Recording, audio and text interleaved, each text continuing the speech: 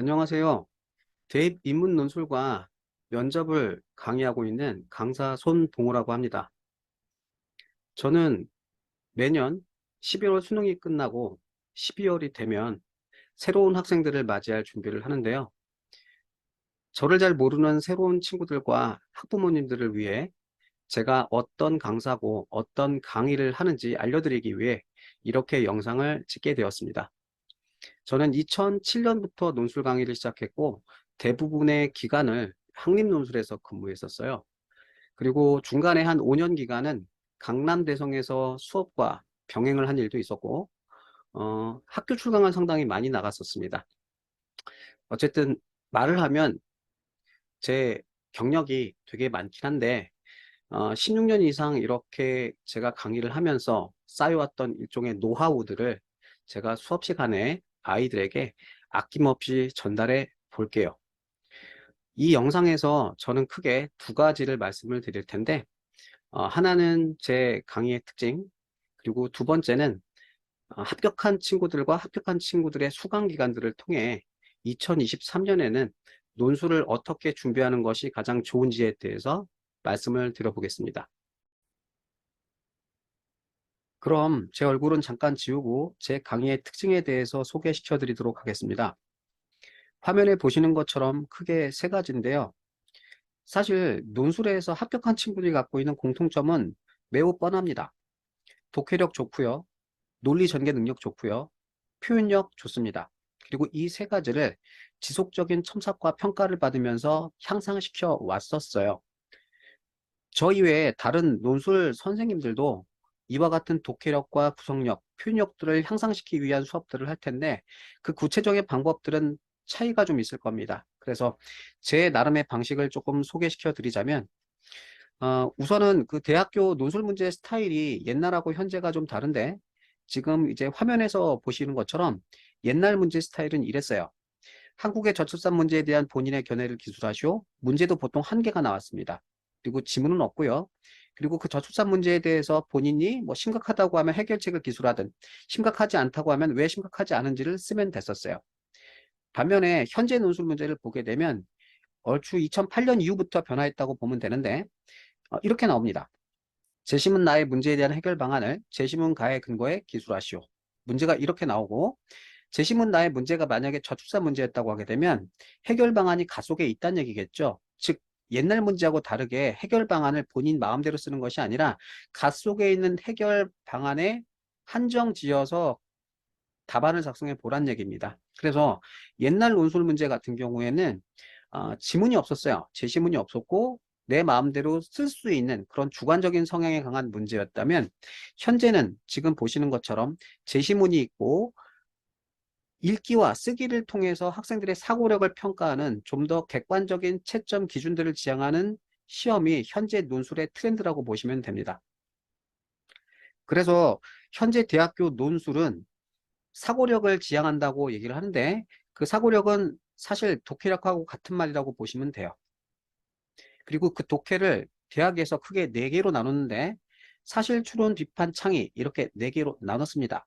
그리고 대학교에서 문제를 낼 때 요약 분류라고 하면 사실적 독해를 묻는 문제 유형이고 비교, 설명, 자료 해석을 문제로 출제했다고 하면 이건 추론적인 독해를 묻는 문제 유형이고 평가를 냈다고 하면 이것은 비판적 독해를 묻는 유형이고 자기 견해, 입장 선택을 하거나 혹은 해결책을 제시하라는 문제가 나왔다고 하면 이것은 창의적인 독해를 묻는 문제 유형이라고 보시면 됩니다.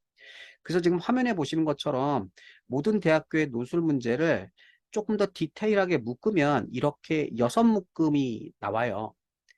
자, 지금 이제 화면에 보시는 건 뭐냐면 각 대학교의 논술 문항과 그리고 대학들을 제가 보여드리고 있는데 이 모든 대학교의 논술 문제를 아까 제가 말씀드렸다시피 묶어보게 되면 이렇게 6개로 묶입니다.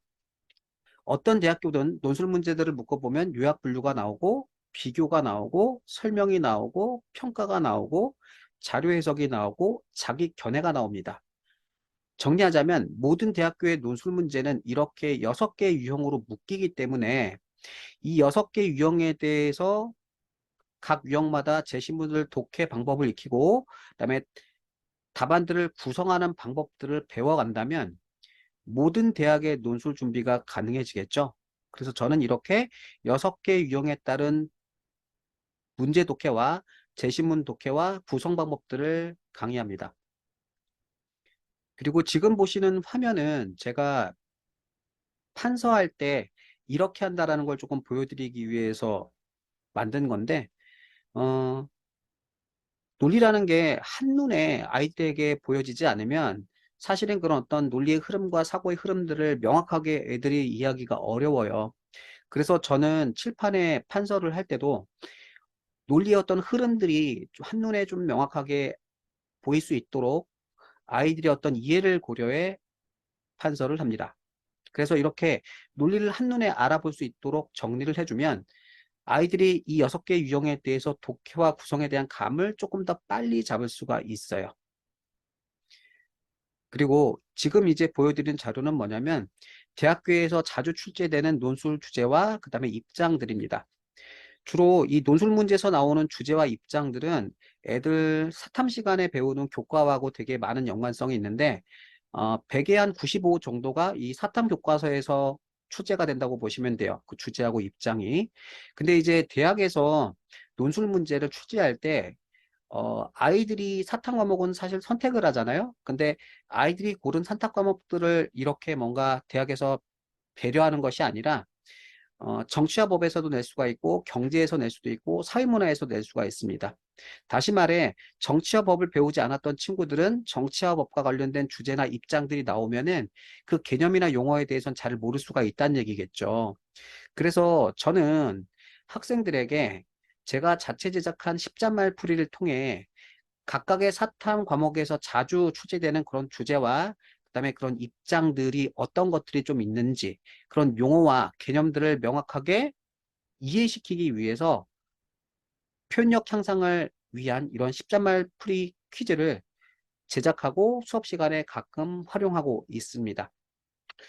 지금 이것이 별것 아닌 것처럼 보일 수도 있겠지만 대학에서 논술 문제를 출제할 때 이렇게 사탐 시간에 배웠던 용어나 이론들을 정확하게 그 개념을 숙지하고 이해하고 있는지를 평가하고 있기 때문에 사실은 이런 표현력 향상을 위한 십자말 풀이 퀴즈가 상당히 아이들 논술 실력들을 높이고 좋은 점수를 받는데 도움이 돼요. 그래서 이렇게 명확한 표현력을 향상시키기 위해서 아, 개념과 용어에 대한 이해도를 높여간다고 하게 되면 모든 대학교의 논술 문제였던 주제와 입장에 대해서 어느 정도 좀 이해가 가능하기 때문에 모든 대학의 논술 준비가 가능하다고 보시면 됩니다. 지금 보시는 화면은 한 친구의 논술 성적표입니다. 대부분의 학원에서는 논술에 대한 1대1 대면 첨삭은 이루어지고 있습니다만 첨삭의 결과를 점수화시켜서 관리하고 있지는 않아요. 저는 M스위치나 혹은 스플링을 통해 이런 학생들이 갖고 있는 논술 성적들을 객관적으로 입력해 누적시켜서 학생들 본인이 스스로 확인할 수 있도록 만들고 점검할 수 있도록 만들고 심지어 아이들이 확인조차 안 하면 성적표로 만들어서 제가 직접 배부할 예정입니다. 이렇게 본인의 논술 성적에 대한 지속적인 점검이 있을 때 본인이 갖고 있는 장단점들을 파악할 수가 있고 그 단점에 대한 개선 방안들을 함께 모색해 볼 수가 있어요. 자, 지금까지 했던 얘기들을 정리한다면 6개 유형에 대한 독해법과 구조를 배우고 그리고 사탐에서 자주 출제되는 주제나 혹은 입장이 논술 문제에서 주제로 많이 나타나기 때문에 이에 대한 어떤 용어나 이론들을 십자말 풀이를 통해서 학습해 나간다고 하면은 모든 대학의 논술 준비가 가능해지고요. 그리고 객관적인 논술 성취도를 지속적으로 확인해 나간다면 최적의 수시 지원 전략들을 짤 수가 있습니다. 그래서 제가 한 5월, 6월 무렵에 애들 중간고사나 기말고사 휴강 기간에 부모님들한테 전화를 드릴 거예요. 현재 아이들이 갖고 있는 논술 성취도를 감안했을 때 어느 정도 대학에 지원했을 때 합격 가능성을 높일 수 있다. 뭐 이런 식의 상담이 되겠죠. 자, 마지막은 이제 합격자 소개입니다. 합격자들은 이제 제가 머릿속에 좀 기억에 남는 친구들 일부만 한번 모아봤는데요. 뭐 일예로 맨 위에 연영과가 들어갔던 친구 같은 경우에는 논술을 배우기 전까지 단 한 번도 예술 영역에 소질이 있다라는 말을 들어본 적이 없었대요. 근데 이제 제가 이 친구 글을 쓰는 걸 보니까 조금 예술 쪽에 소질이 있는 것 같아가지고서 넌지시 한번 얘기한 적이 있었는데, 이 친구가 결국은 자기 진로에 대해서 고민하다가 연영과를 썼고 연영과를 합격했었습니다. 그래서 약간 좀 이제 기억에 남는 친구고, 그리고 한양대 뭐 정외과 합격했던 친구 같은 경우에는 제 지인의 딸이 됐던 따님이었던 친구라 기억이 좀 나고요. 그다음에 한양대 뭐 미디어 커뮤니케이션 학부를 썼던 친구 같은 경우에도 뭐 수능보다 중간에 나와가지고서 수능 성적으로는 이제 절대 대학에 못 가는 그런 상황에 놓여 있었었는데, 어, 어떻게 한양대 미디어 커뮤니케이션 합격해서 들어가서 제가 좀 기억에 나가지고 이렇게 한번 좀 적어봤습니다. 보면 뭐 수학이 이제 5등급인데 뭐 서강대학교 들어간 친구들도 있고요. 그다음에 뭐 장학생으로 들어갔던 친구들도 있고, 그리고 뭐 중앙대 경희대학교 중문과 합격했던 친구 같은 경우에도 좀 기억에 나는 게, 이 친구는 사실 뭐 미술을 조금 했다가 어, 고등학교 3학년 때 미술을 조금 포기하고 수학도 포기하고 오로지 이제 영어하고 국어하고 그다음에 이제 탐구 과목을 집중해서 공부해가지고 최저를 맞춰서 중앙대하고 경희대를 들어갔던 친구라 좀 기억이 납니다.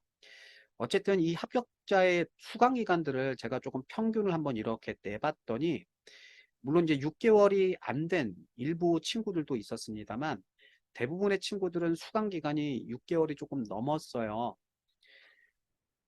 그래서 제가 좀 드리고 싶은 말씀은, 이왕 만약에 논술을 준비하고 논술로 합격 가능성을 높이고 싶다고 하면 가능하면 논술을 조금 일찍 시작하는 걸 추천을 드리겠습니다.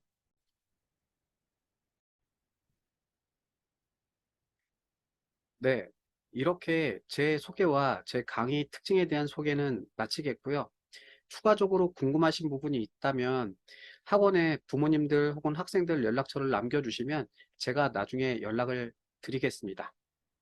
그럼 마치겠습니다.